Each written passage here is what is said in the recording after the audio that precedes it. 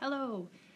If you would prefer it, and you would like to read along with me, I'm going to read through the Raising Nemo Parental Care in the Clown Anemone Fish, which is then going to be used to work with some data and do some graphing and do a claim, evidence, and reasoning. So let's read through the research background.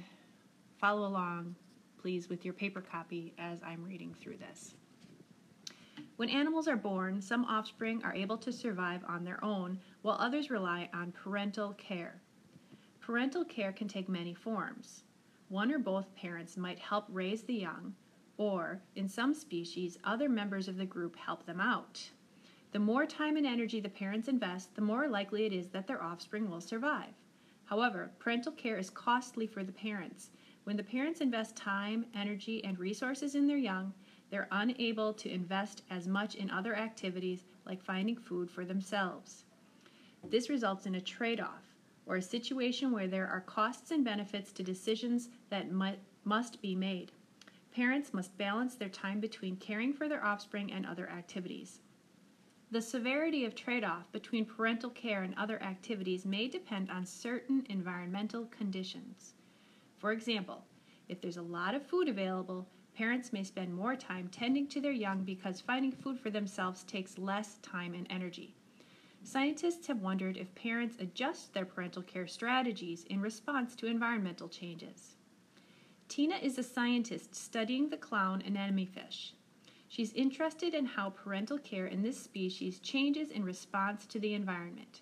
She chooses to study anemone fish because they use an interesting system to take care of their young, and because the environment is always changing in coral reefs where they live.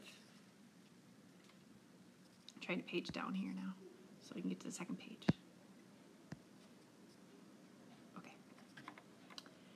Anemone fish form monogamous pairs and live in groups of up to six individuals. The largest female is in charge of the group. Only the largest male and female get to mate and take care of the young.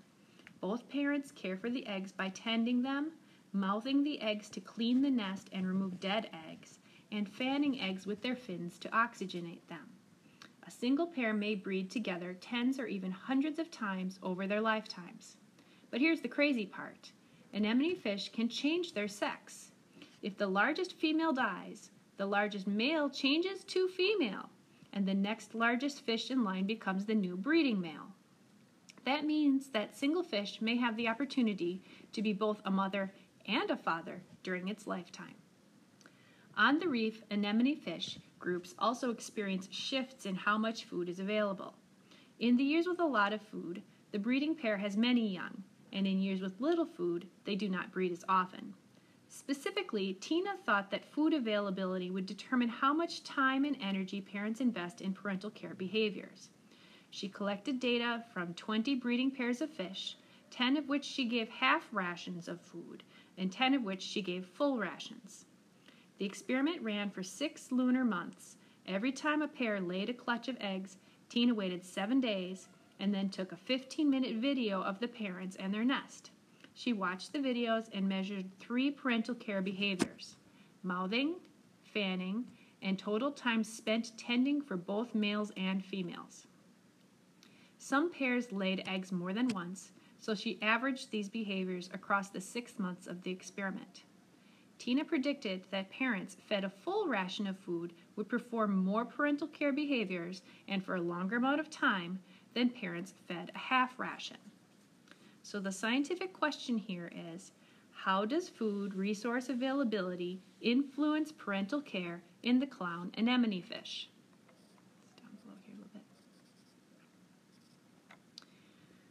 All right, what is the hypothesis?